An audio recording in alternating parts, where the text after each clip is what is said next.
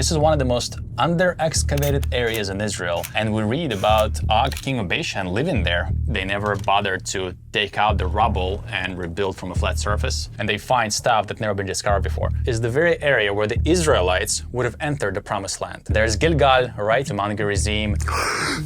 It was a pretty big size. It saw us, it ran away. Imagine this, King David sends Joab with his whole military. Imagine Jesus walking through this valley to Jericho and then to Jerusalem. This is the Armageddon place. The Armageddon is supposed to happen right here. There's more and more fresh water flowing into this region. Underneath the ground, springs is just coming up. This is where the copper scroll leads to the treasure. Right. Wow, it's here. Just there. Yes, I'm so excited now. Oh, yes. Wow. Oh. It's exciting because you never know how it's going to come out. Finally, 2026 calendar is here, and you guys can order it right now online on snrisrael.com. And then click on Buy Now, and then choose between King James Web or, for the first time ever, Clean Version. That's right, so you now can choose whether you'll have verses in the calendar or it will be entirely clean for you to fill in. But here's a disclaimer. This video might feel like a calendar sales pitch. That's because it is. So we hope you enjoy the next 20 minutes of this timeshare presentation. Even though we don't really charge any money for the calendars, yeah, there's a $0 markup. So when you buy one, we make $0. Yeah, not very smart on our end, but that's okay. There is a tip jar. That's how we're able to afford our yacht. So in this video, we'll be going through each calendar month and we'll speak about the locations and the archaeological mysteries that some of them hide. We'll talk about things that we've never shared on this channel before.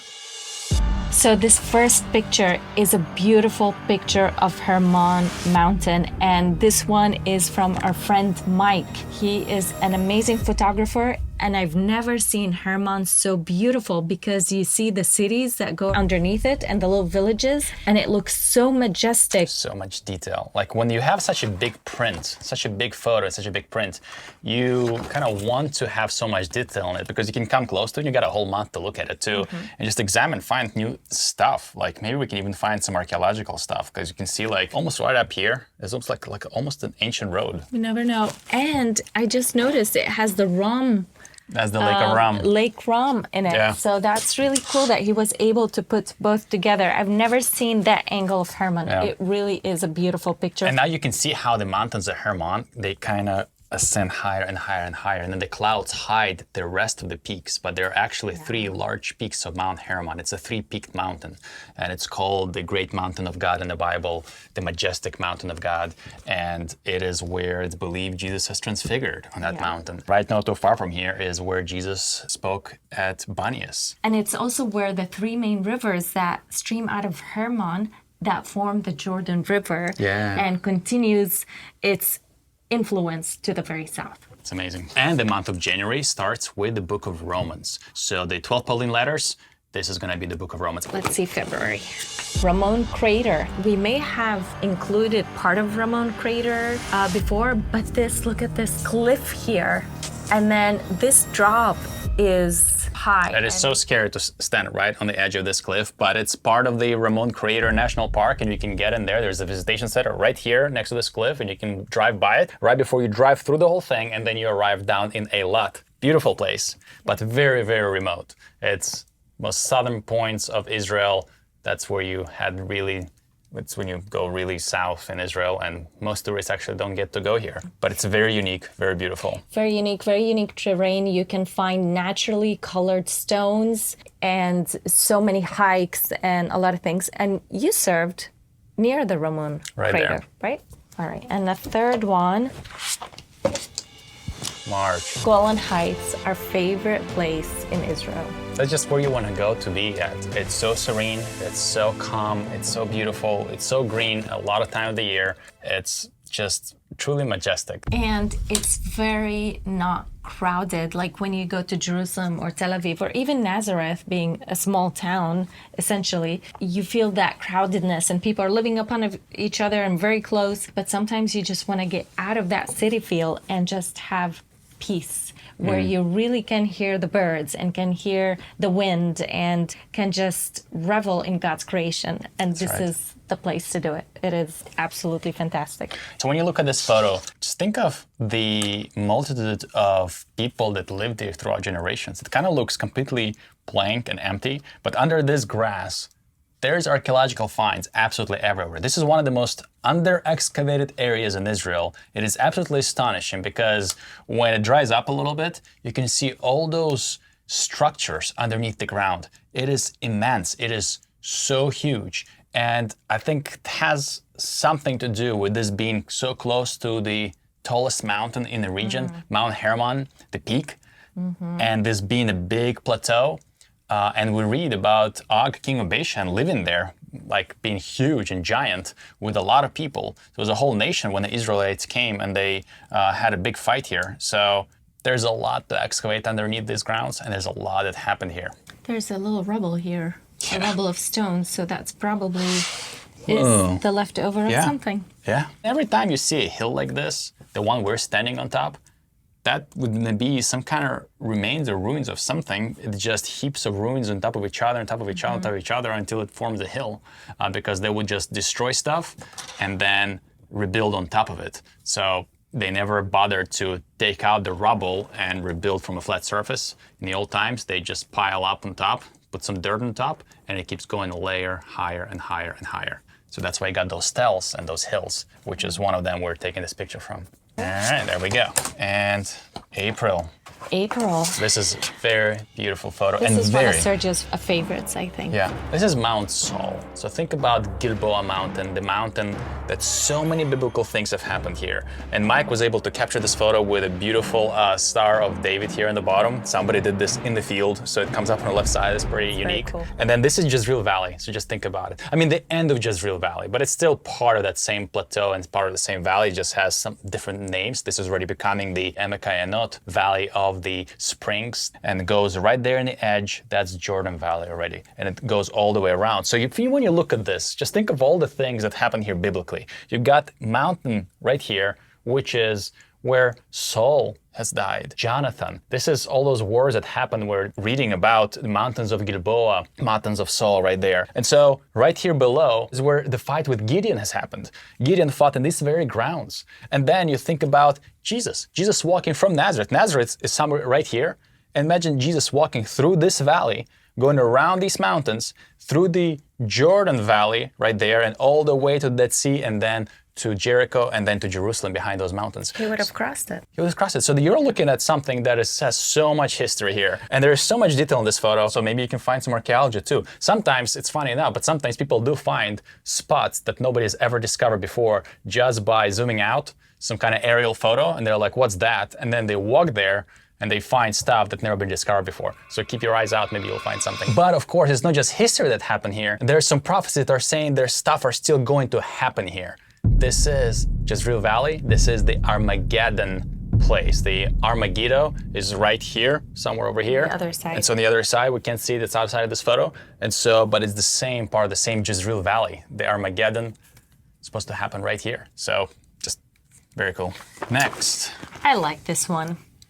Jordan Valley, a different valley, and we're on a mountain on top hiking. That's actually a cool progression. We didn't plan it that way, but the previous month we saw the beginning of those mountains, and now if you take about an hour and a half drive south, no, an hour drive south from those mountains, in the depth of the Jordan Valley, you go all the way south 1 hour, and you get to this area where you got the middle of the Jordan Valley here, and you got this very high mountain that we were walking. Right here, we've got Yossi, Dr. Achia, Coin Tavor, there's Rhoda, there's me, and there's Jose, and there's Achia's friend. And we were hiking up to the peak. It's a very special place. We got a video coming out, and if you're watching this in the future, then you've probably already seen the video and what has transpired there. It's so cool. But as you're looking at this photo for a whole month, think about this. What you're looking at is the very area where the Israelites would have entered the Promised Land. When they crossed the Jordan River, right there where you see that fog, runs the Jordan River. You see all that greenery in there? In between the far mountains and these close mountains, right in the center is the Jordan River. And the Israelites have crossed from those mountains up there into the Promised Land. There's Gilgal right here, not too far from here, and they camped there, and then they went all the way to Mount Gerizim and Mount Ebal, which is on the other side right here. And we are right in between all those places. And again, Jesus would have walked from Jerusalem all the way through this valley to Jericho, which is on this side. So again, a very, very unique biblical place. All right. Wow. We love the sun rays. Oh, wow. So this is the Hula Valley, and we've done a video about this, a very unique valley, not too far from Mount Hermon. But this moment right here is quite unique. You got clouds covering the entire sky, except one little window of light and hope shining down below. And happens to be the scripture for this month is the book of Philippians. And what is the book of joy? The book of joy. Rejoice always. Rejoice always. Even when there's darkness around, you always got that light and hope. Wow. Okay, we're back at a desert scene again. And this is Hyrcania, which we just had the movie out a few weeks ago from Hyrcania, where we went down into the tunnel. This is where the copper scroll leads to the treasure. So the copper scroll, the first finding in the copper scroll says there's a treasure hidden somewhere in the desert by this valley of Achan, by the Schacha, which is a river right here. And on top is ruins, and under the ruins there's a tunnel. In the tunnel there's treasure from the Temple Mount. This is it. This is the view of that mountain, and there's a tunnel underneath. There's a lot going on here, a lot of detail. And once again, this is one of those photos where you can be looking for a month, and if you find something that catches your eye, there is a tunnel right here. Obviously, those had been explored, but not fully. But now the archaeologists are there working right now, looking more into this stuff. And I know it doesn't show, but this is actually a very high mountaintop. We're very high, and the rest is like lower. And you can actually see a little peak of the Dead Sea right there. Oh yeah, I see that. Yeah. That's so cool. And this is July, and it's hot, and it's a desert. And this month is Colossians. Book. August is Abel Bet Maacah. That's special. Very special. That is very special. That is by Hermon, up north. We actually didn't know that this place existed until we dove into the passage of what happened in Abel Bet Maacah. But it's wonderful because the mound looks like ancient Jerusalem in a way, the way it progresses down on the side of a mountain, and it's a very strategic place in the north. Yeah. It's just, there's so much depth to this place. It is so wonderful. And just think about this photo shows you a place right here. It's right behind us, the whole town. And this is the edge of the town looking south. In the distance there, this is the Hula Valley. But in the distance there, this is where Jerusalem would have been, right there in the center. And so imagine here a city. Imagine this is where Bikri is hiding from King David, and then King David sends Joab with his whole military, and the whole military of Kingdom of David is marching through this valley, coming up onto this hill, and about to attack this city when the woman delivers him to Joab, and then she saves the city, and they go away. Very appropriately, the scripture for this month is 1 Thessalonians. Yeah. We get that chapter 4, chapter 5, speaking about the judgment day, the day of the Lord that is going to come like a thief at night. I bet Bikri did not expect Joab just to come just like that overnight, and yet... Because he started a revolt, right? That's right. And it was a woman who was very wise to come and kind of do... negotiations with Joab to save the city. September, the second book of Thessalonians. I wanted this to be on the cover, then I realized Jerusalem trumps this, but it is just so beautiful. There's so many colors. You get a deeper blue for the Dead Sea, and there's a reason for that. It's not just some kind of Photoshop stuff. This is real colors because there's more and more fresh water flowing into this region. All these pools are freshwater pools that are coming from underneath the ground. Springs is just coming up. And yes, fish, real fish, wildlife. Now there's deer and gazelles and birds, sanctuary, all the migrating birds that come from Africa migrating to the north, to Europe. They now settle here to enjoy some refreshing fresh water and eat some fish. And it's all happening right now. Something hasn't happened since ever. And this is the northern basin too. And again, 2 Thessalonians, very prophetic, has some end time stuff, 2 Thessalonians chapter 2, which you will find in scriptures here, and you'll be looking at this Dead Sea turning into fresh sea. Kind of prophetic, so I think it fits. I love the Thessalonians because it says, when it talks about the Lord coming, it says, comfort each other with these words. They are comforting that that's coming for us who believe. Amen. October, and this is Arbel, Well, the last calendar, we had Arbel from the top. This is from the side. So if you see this little line right here, that's one of the hiking trails. That's the one we descended down from. So you can go around there and descend down this hiking trail and all the way down, or you can drive around with a road. Very unique place. Many believe this is where Jesus would have come to pray on top of the mountain. Yes. As you could see the entire region where he ministered. And speaking of ministry, October 2026 is the 1 Timothy. 1 Timothy. Ministry, discipleship, leadership, eldership, churchships, pastorship, servantship, friendship. Not too much? Too much. No. Book of November. This is beautiful. Wait. Book of November. That's not in the Bible. The book of November, 2nd chapter, verse 13 says, wow. This is so beautiful, and I was thinking how appropriate it is for November, especially for those who live in a place where the leaves change in those months, and you have that red, you have the brown, you have the green. Associate these colors with like fall and Thanksgiving, and so it's very appropriate that this is for November. But that we didn't plan on it to be like that. But it is a mirage, though. It is a mirage because these colors are not fall colors by any means. It's actually summer colors. It was taken in the summer, and the reason why you see these yellow, golden, red, and green colors is because it is just the chart from the sun.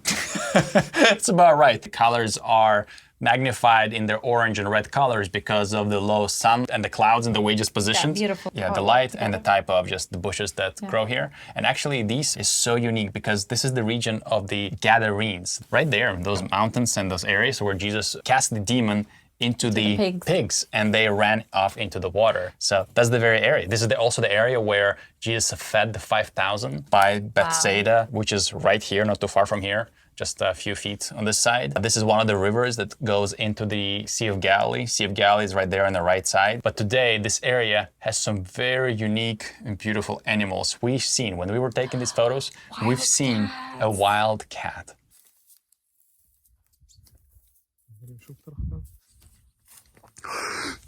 I found it.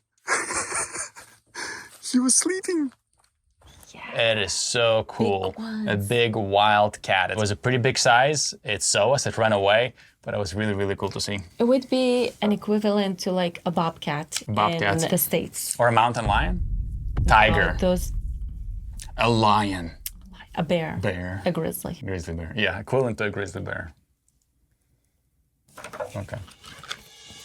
All right, and finally we come to December, which is kind of apocalyptic picture because of the sunset, but it's so beautiful. And I think last year or the year before we had a similar angle, but the colors here are just different. And the different colors will make, and different sun position will make a whole different picture in a way. So this is a unique perspective and an angle because you're seeing here the old city of Jerusalem, the old wall. This is the eastern wall from which the whole eastern gate, the golden gates, from where the Messiah is supposed to go through. And then behind it, you got the new city of Jerusalem. So an angle makes it look like almost like a pancake, like it's so close. In reality, it is really close. The distance from here to that modern city is 15-minute walk. It's not that far. And it's all kind of pancaked together. And today, Jerusalem is huge, if you look at the map. And the old city is a small part of it. It's a good way that when you look at it, to pray for Jerusalem, because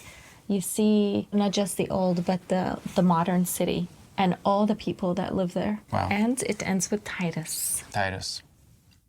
And that's it. And in the end, of course, like always, you've got the 12 pictures and then scan to watch the video. And that's that video you're watching right now. And we know a lot of people give these calendars to people. So if you want to give it to somebody, you can tell them there's a QR code that you can scan and watch this very video. And if you are here because you scanned that QR code, then thanks for watching. One more thing to keep in mind, which we always talk about and yet get so many emails about, is that unfortunately the service we use do not provide a hole for the calendar. this is something that you guys would have to do. You can hang it with 2 pins. You could also use magnets if you want to put it on the fridge. There are a lot of things to do even without the hull. We're so sorry about that. And there's no other service that would print them in this quality, in this format, and also ship them to you. This does ship to most of the places in the world, but if you live far, like Australia and New Zealand, it does take a lot of money for shipping. But we do not take any markup over these calendars. You're just paying for the printing and shipping costs. We don't take any extras on that. Unfortunately, it takes much more to ship to further places in the world. And also, if we are in Israel and we order them there, we also pay for the shipping costs. What if somebody lives in Antarctica? Did they ship it to Antarctica? What about the North Pole? What if you are right now in a nuclear submarine underneath the ice of the North Pole and you want this calendar? There's no internet, there's no TV, and you just want the calendar in the submarine. If there's no internet, how did you know about the calendar? And this calendar is very unique because the 12 months this time are Pauline letters. This means that every month has a different letter from the New Testament that Paul has authored to one of the churches. For example, the month of January starts with Romans, the book of Romans. And here's the month of February, and it's going to be for 1 Corinthians, and so forth. It goes all the way to the last letter of Paul. And this calendar is available in 2 versions, the WEB and in KJV, the King James Version. So these are the only 2 versions we haven't available because they are open source and we're easy to work with. Interesting fact, 67% order the WEB because it's easier to read, and about a third orders the KJV version. And for the first time, we're going to be releasing this calendar also without any verses. It's going to be just blank, only with the holidays, so you can have it just with the pictures. If you enjoy the pictures, you can have just that. And like always, this calendar is $0 markup, which means that you only pay for the printing cost and the shipping cost, and it goes all to the printing and the shipping company, and nothing goes to us. There's also, of course, a tip jar at the bottom, so if you feel led to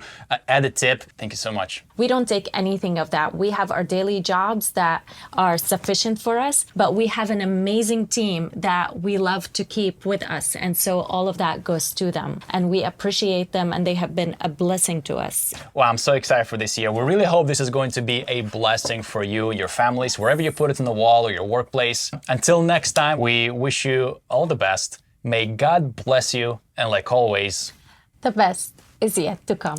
amen.